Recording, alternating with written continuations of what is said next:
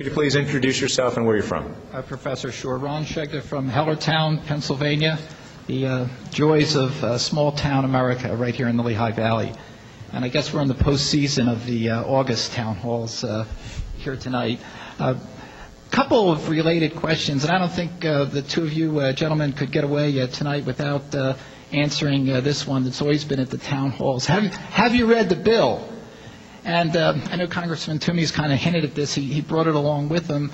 And then what is the cost of the bill? And especially Congressman Sestak, you've been very clear, of late, and you've been holding up, the zero. And you've also referenced the Congressional Budget Office on tort reform issues. Yet the Congressional Budget Office has said that in the first year, this bill will cost, if passed, $239 billion. And as Congressman Toomey said, over the next several years, between $1 and $1.5 trillion. So how do you reconcile this difference between zero and up to $1.5 trillion? And could you name, either of you, could you name any federal program of consequence that costs nothing? Okay, good. Congressman, do you feel you want to take a crack at it? Or do you want to clarify? It's just one person. No, I just want to know if it's clear enough, the question. Yeah, it's clear. Yeah, I think so. It's clear. I think it's an important question. Let's look at where we are. In just the last year, less than a year, we've spent over $700 billion bailing out failed financial institutions. We've partially nationalized a number of banks. We've fully nationalized AIG. We spent $200 billion nationalizing Fannie Mae and Freddie Mac. We spent a couple of $100 billion nationalizing the car companies. We put the taxpayers on the hook for $5 trillion in contingent liabilities by forcing taxpayers to guarantee assets on the balance sheets of Fannie Mae and Freddie Mac. We passed an over $800 billion so-called stimulus bill. Then they passed a budget that is $3.6 trillion. This year alone, the budget deficit is going to exceed $1.6 trillion.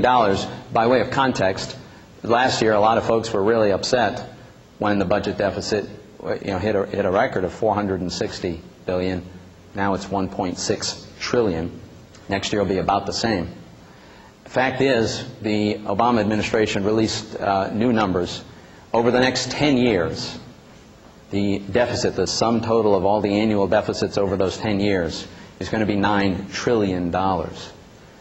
Now, just so that you know, that's more than all the deficits we ran in the first 233 years of our country's history, from George Washington and through last year.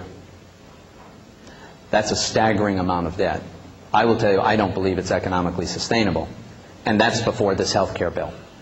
So on top of all that now, they want to spend $1 trillion. That's what the Congressional Budget Office, which is controlled by the Democrats, and they crunch the numbers. This bill is a little over $1 trillion over the next 10 years, and costs after that accelerate. They don't bend the curve on Medicare, on health care costs generally, according to the head of the CBO, Congressional Budget Office. In his testimony before Congress, when asked, he said, no, actually, the curve rises. The curve meaning a graph of future projected costs. It actually goes up. Now, the cost is over $1 trillion. Now, they pay for part of that with huge tax increases. There will be taxes on S corporations, small businesses. There will be taxes on individuals. There will be wage taxes on employers who can't provide health insurance for their workers. They'll be penalized with an 8%. Let me just reflect on that for a minute, because I think that is one of the truly worrisome things that's going on here.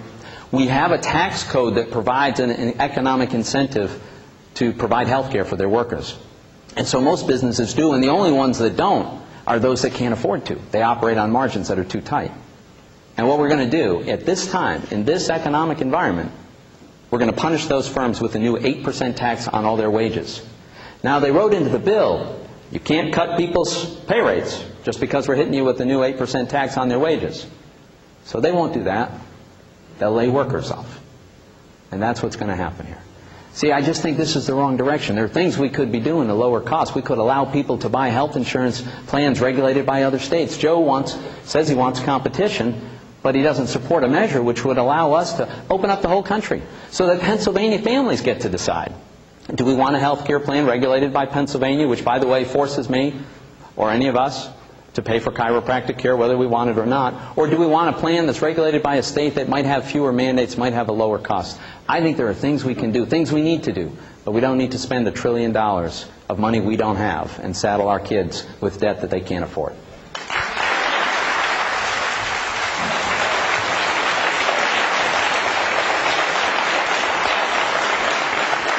I think the first question was, did I read the bill? Yes, it's the sole reason I went to Congress. Second of all, let's talk about the $1 trillion. I wasn't in Congress when Pat was, and if you don't mind, Pat, I think just to make sure we can compare, I really like what President Clinton had done with the Republican Congress, to where they had 3 consecutive budgets that had surpluses because they had a pay-as-you-go agreement. And then Congress, in 2001 with the Bush administration, voted to get rid of it. And that $4.5 trillion debt, as you were in Congress, well, by the time President Obama took over, it was $11 trillion. It's pretty hard to splash water when you're the one who put it in the bathtub. That's a lot of debt. So my only case is, if I could, Pat, okay, I'm sorry. So if I could, on that debt, yes, we have to address it.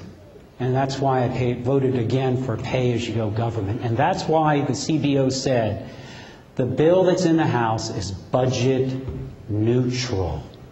It doesn't add a cent to the debt. Did I part my hair on the wrong side? And so the CBO said, yep, it doesn't add a cent to the debt. The $239 billion that you mentioned was outside of the health care reform bill. Every year, Medicare cuts doctors' physicians' pay. Last year it was by 11%. This year they cut it 21%, and the doctors were walking out. So we found the revenues, and we found the savings that CBO scored it at budget neutral, except for what would have happened anyway with that. And so we did do this in a very fiscally conservative way, but what really happened over the last 8 years is nothing occurred, was the following. Did the cost go up? Yes. Your premiums in Pennsylvania went up 100%. Every day, 14,000 Americans who lose their health care as we do nothing. That's the equivalent by next Wednesday of Allentown. Everybody losing their health care.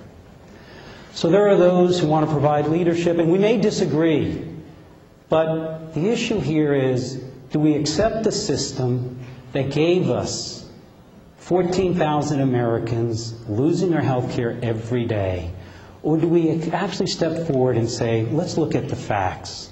And the facts are that we have to retain the market-based system. But to do that, you need this option out there that begins to give them fair competition. Second, we lose $100 billion a year in economic productivity because of the uninsured. And because of our less healthy population, $250 billion a year. This is the right thing to do, but it's one of those cases where the moral thing to do is also economically necessary. Thank you.